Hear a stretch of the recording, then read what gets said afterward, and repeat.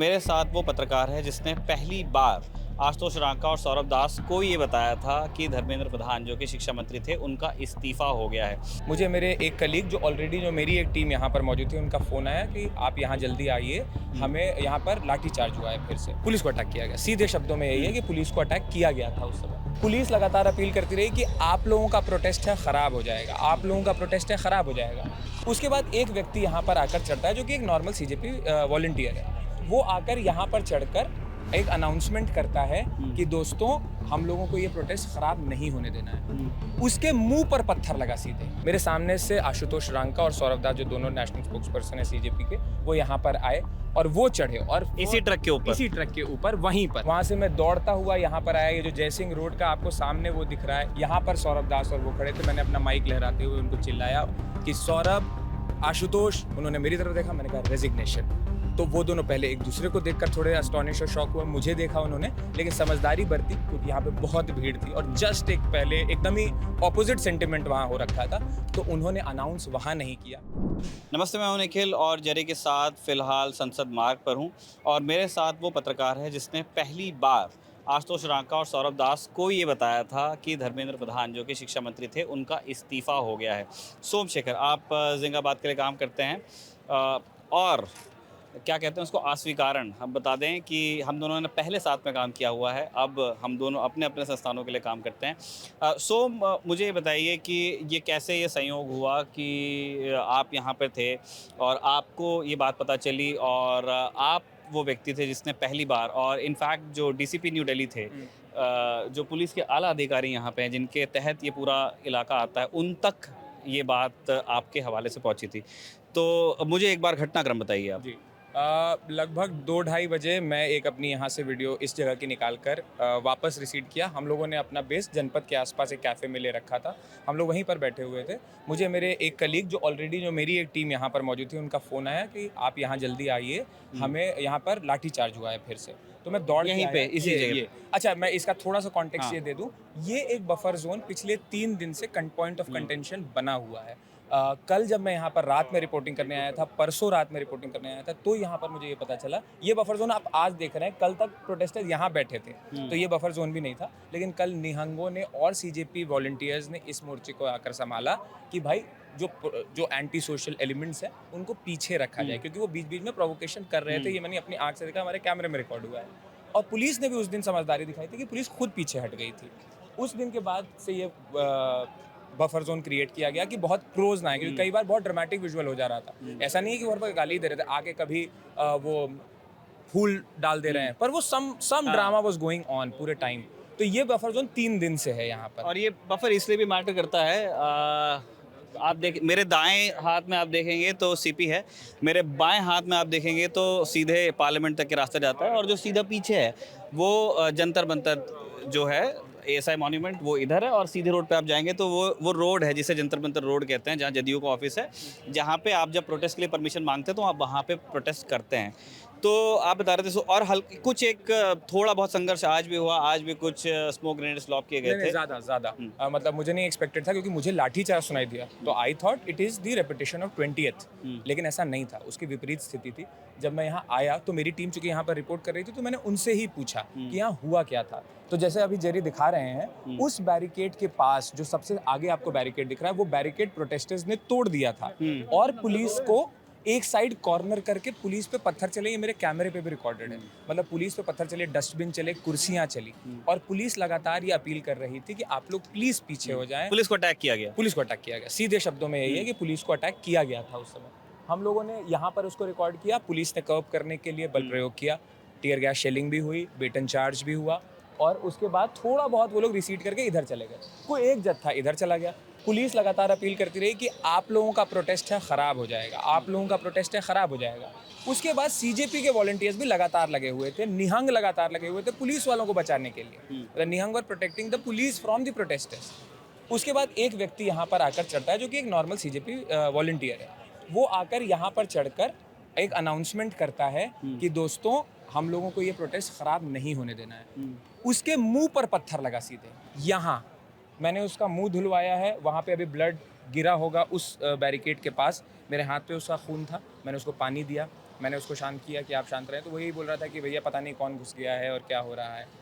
इतनी देर में जो 20 तारीख को हुआ और जो शिकायत लोगों की सीजेपी लीडरशिप के साथ थी कि भाई उन लोगों ने उस दिन मोर्चा नहीं संभाला जिस दिन उनको संभालना था। आप एक्शन में क्यों नहीं सामने रहते? हाँ, तो वो सबक उन लोगों ने आज लिया। मेरे सामने, मैं वहाँ पे बैठा था, मेरे सामने से आशुतोष रांका और सौरभ दास, जो दोनों नेशनल स्पोक्स पर्सन है सीजेपी के, वो यहाँ पर आए और वो चढ़े और इसी ट्रक के ऊपर? इसी ट्रक के ऊपर, वहीं पर इस ट्रक पे भी पत्थर पड़े हुए हैं, बिल्कुल, विंडशील्ड बिल्कुल। इसकी क्रैक हो चुकी है 2 जगह से। बिल्कुल। और ये उस लड़के को भी इसी सर पे, यहीं मुंह पे पड़ा, मतलब आप वो ट्रक के ऊपर मारा? ट्रक के ऊपर मारा, उसके मुंह पे यहाँ पर लगाया, तो उसका एम कैसा रहा होगा, वो कितना भारी वजनी पत्थर होगा, वो सब लगा। जब आशुतोष रांका चढ़े तो पहली लाइन उन्होंने कही, मैं आशुतोष रांका बोल रहा हूँ, मैं आप लोगों से अपील करता हूँ कि कुछ गुंडे हमारे बीच आ गए हैं, उनको हमें अपना प्रोटेस्ट ख़राब करने नहीं देना है। तो आप लोगों से अपील है, आप लोग जेन्युइन सपोर्टर हो, सीजेपी के जेन्युइन सपोर्टर हो। इतनी देर में चूंकि हम लोगों को अपलोड करना रहता है, मैंने अपनी एक टीम को यहाँ से रवाना कर दिया इस बैरिकेड के पीछे से। मैंने कहा आप लोग चले जाइए, और नेटवर्क्स कोई आ नहीं रहे थे। ये खबर ब्रेक तो हो ही चुकी थी हमारे स्टूडियोज में हाँ। कि धर्मेंद्र प्रधान ने सबके ऑफिस में पता था, लेकिन फील्ड के पत्रकार को नहीं पता। नहीं पता था। तो मुझे मेरे एडिटर इन चीफ रोहित सावल का फ़ोन आया, उन्होंने कहा सोम इस्तीफ़ा इस्तीफ़ा इस्तीफ़ा। मैंने कहा कंफर्म, उन्होंने कहा 100%। मैं उस जगह पर खड़ा था, अगर आपको वहाँ से जो बैरिकेटिंग का हल्की सी ओपनिंग है, वहाँ से मैं दौड़ता हुआ यहाँ पर आया। ये जो जयसिंह रोड का आपको सामने वो दिख रहा है, इसी के पेवमेंट पे खड़े होकर यहाँ पर सौरभ दास और वो खड़े थे। मैंने अपना माइक लहराते हुए उनको चिल्लाया कि सौरभ, आशुतोष। उन्होंने मेरी तरफ देखा, मैंने कहा रेजिग्नेशन। तो वो दोनों पहले एक दूसरे को देखकर थोड़े अस्टॉनिश और शॉक हुए, मुझे देखा उन्होंने, लेकिन समझदारी बरती क्योंकि यहाँ पे बहुत भीड़ थी और जस्ट एक पहले एकदम ही ऑपोजिट सेंटिमेंट वहाँ हो रखा था, तो उन्होंने अनाउंस वहाँ नहीं किया। कंफर्म करना चाहते हो? हाँ, वो डेफिनेटली कंफर्म करना चाहते होंगे। उनको एक सटल आइडिया, जैसे हम लोगों को बता वैसे था ऑन ऑफ द रिकॉर्ड, वैसे उनको भी था। फिर वो उतरे। फिर यहाँ पर कई पुलिस वालों ने मुझसे पूछा, डीसीपी न्यू दिल्ली सचिन शर्मा मेरे पास आए, तुम गए खड़े हैं अभी हाँ, वो उधर खड़े। उनसे कंफर्म किया जा सकता है। हाँ। उन्होंने कहा तुम कंफर्म हो? मैंने कहा बिल्कुल सर। मेरा फ़ोन आया मेरे एडिटर का, तो उन्होंने कहा ठीक है। फिर कई यहाँ पत्रकार थे, बहुत बड़े बड़े इंडिपेंडेंट चैनल्स वगैरह, उन्होंने भी आके मुझसे पूछा कंफर्म। मैंने कहा हाँ। फिर सबने अपने ऑफिस फ़ोन किया, कंफर्म किया, फिर खबर चली। ठीक है, थैंक यू सो मच सोम, और आपके नेटवर्क का भी, जिन्होंने अलाउ किया कि ये सारा बयान हम तक के पहुंच सके कि कौन वो व्यक्ति था जिसने पहली बार जो 2 आइकन्स निकले हैं इस आंदोलन से, जिन्होंने एक तरह से लीडरशिप इस आंदोलन की उनके पास में थी, बिसाइड्स अभिजीत दिपके, सौरभ दास और आशुतोष रांका, उनको जिसने बताया कि इस्तीफ़ा हो गया है, उस व्यक्ति का बयान है। सो चलते चलते एक आध और सवाल आप एंटरटेन कीजिए हमारा।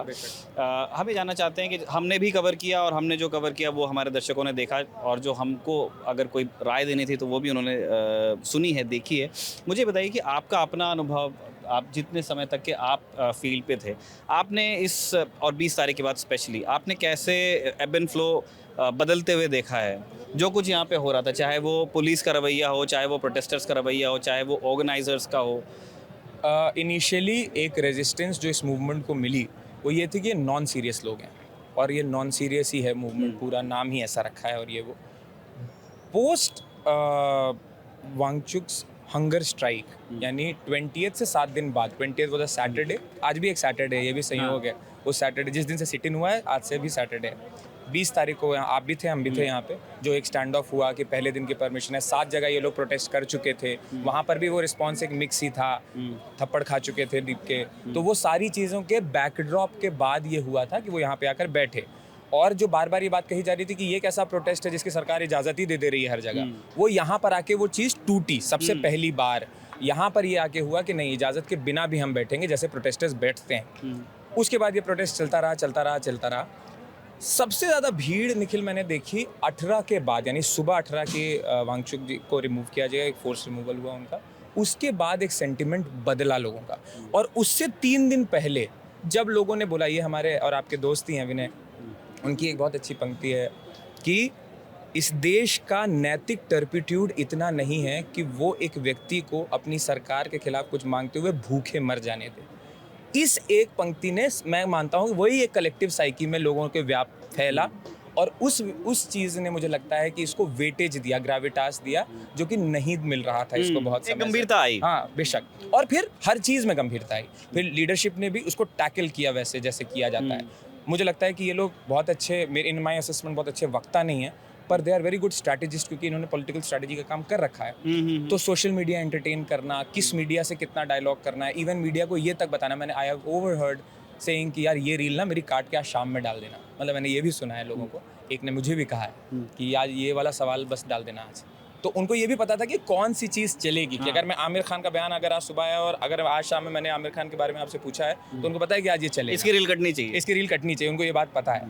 तो वो एडिट्स और सोशल मीडिया के गेम से वो थे, जिस गेम और जिस ग्रामर में हमारी इनकम्बेंट गवर्नमेंट जो है वो late, they were late to the party generally. जबकि आप देखेंगे कि बीजेपी जो सत्तारूढ़ दल है केंद्र में भी, देश के अनेक राज्यों में भी, सोशल मीडिया में या जितनी भी नई टेक्नोलॉजी आती है, स्पेशली कम्युनिकेशन के डोमेन में, और वो हर तरह का कम्युनिकेशन बीजेपी का बहुत मजबूत है।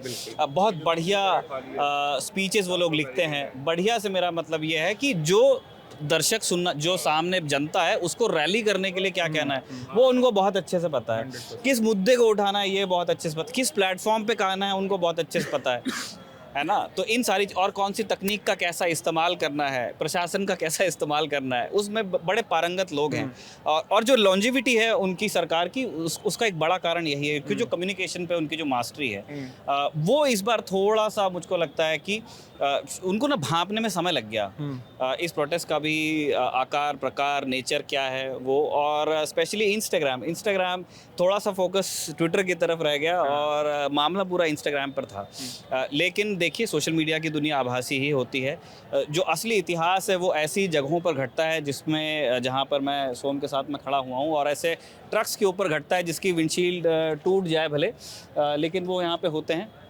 और यही वो जगह है जहाँ पे पहली बार जो कॉकरोच जनता पार्टी के जो मेन लोग हैं उनको ये बात पता चली कि जो उनकी सबसे प्रमुख मांग थी कि शिक्षा मंत्री का इस्तीफ़ा हो, वो उनको भी प्रेस के ही हवाले से पता चली, और कोई चिल्ला करके उनको बताता है कि इस्तीफ़ा हुआ है। सर एक तो मैं इसमें और जोड़ूंगा, अगर 20 तारीख की जो हिंसा थी उस दिन जो फोटो वायरल हुई थी वो भी यहीं की हुई थी। वो देखिए, गांधी की एक तस्वीर ऊपर उस पर है और यहाँ पर वज्र लोडेड था, यानी वो व्हीकल जो टीयर गैस शेलिंग करती है। तो वो जो एक आयरनी कैप्चर हुई थी वो भी इसी जगह की हुई थी, इसी फ्रेम की हुई थी कि हिंसा अहिंसा एक साथ। नहीं, हम वैसे तो हम जो ये पूरा इलाका है लटियंस का, वो ही अपने आप में आइकन है। हिंदुस्तान की राजधानी हुआ करता था, फिर उसके बाद अंग्रेज़ आए तो कलकत्ता राजधानी हुआ, लेकिन फिर ये रियलाइज़ हुआ कि नहीं, राजधानी तो दिल्ली में ही रखना मुफीद होगा। एक नया शहर बसाया जाता है जहाँ पे मैं और सोम हैं, और इस इलाके ने, इस लटियंस ने, इस शहर ने हिंदुस्तान के बहुत बड़े बड़े आंदोलनों को देखा है।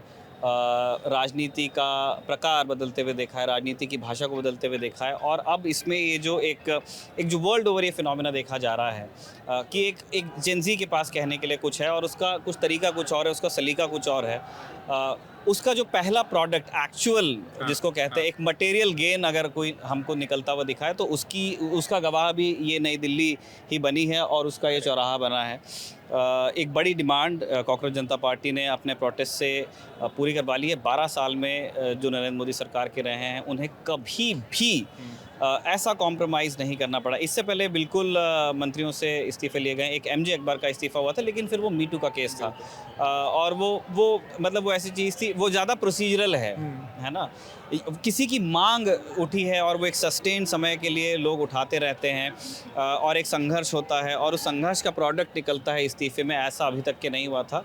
किसान आंदोलन में भी आप देखेंगे कि उसमें पंजाब में इलेक्शंस आ गए थे और सरकार ये देख रही थी कि अब ये मामला ख़राब होता जाएगा।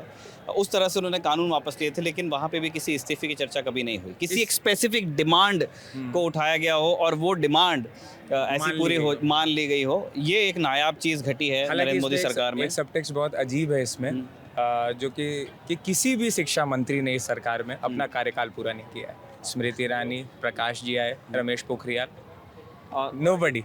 अब प्रहलाद जोशी आए हैं, और प्रहलाद जोशी के पर काफ़ी, मैं कहता हूं कि वो काफ़ी दबाव रहेगा उनके ऊपर, क्योंकि उनको उस मिनिस्ट्री में लाया गया है जिसकी वजह से पहला बड़ा एम्बैरसमेंट नरेंद्र मोदी सरकार ने अपने 3 कार्यकालों में जो देखा है वो उस मिनिस्ट्री से आया है, और उस बड़ी उम्मीद के साथ उनको रखा गया होगा। बड़े सीनियर लीडर हैं भारतीय जनता पार्टी और संघ परंपरा से आने वाले जो नेता हैं, तमाम पोर्टफोलियोज पे रहे हैं, पार्लियामेंट्री अफेयर्स मिनिस्टर रहे हैं, सलीका का सलाहियत उनके पास में है, जो पावर सर्कल्स में बात जिस तरह से होती है उसके बिल्कुल पारंगत हैं।